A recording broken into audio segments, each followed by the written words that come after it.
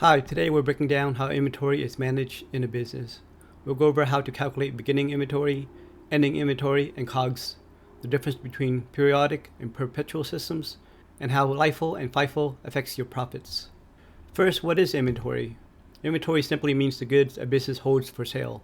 That includes raw materials, work in progress items, and finished goods ready for customers.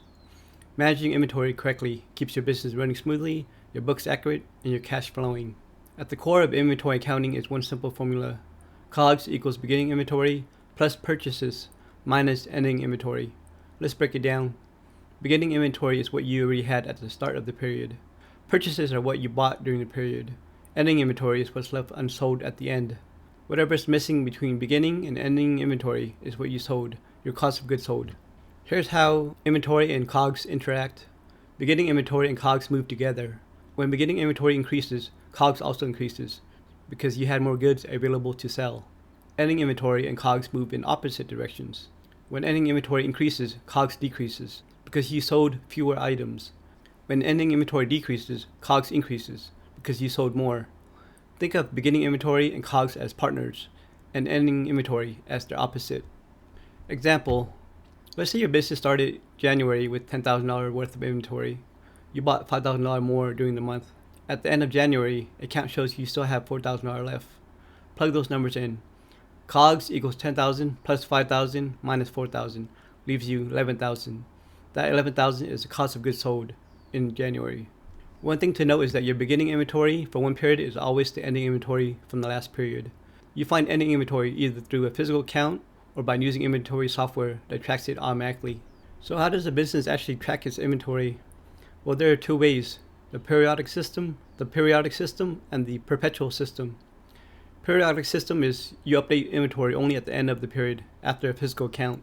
It's simple and low cost, great for small businesses. But the downside is that you don't have real-time info during the month. Perpetual system is where you track inventory continuously through your point of sale system or some other software. It updates automatically after every sale or restock. More accurate, but requires better systems and technology. Now let's talk about how inventory is valued, because that changes your profit and taxes. FIFO, first in, first out. The first items you buy are the first you sell.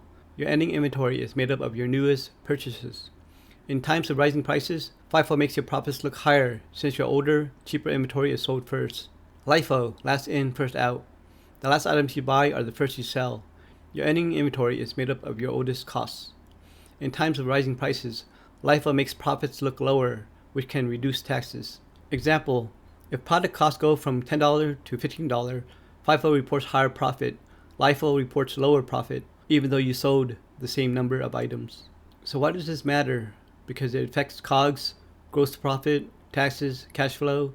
Most businesses use FIFO, but some choose LIFO for tax advantages. The key is to stay consistent once you pick a method.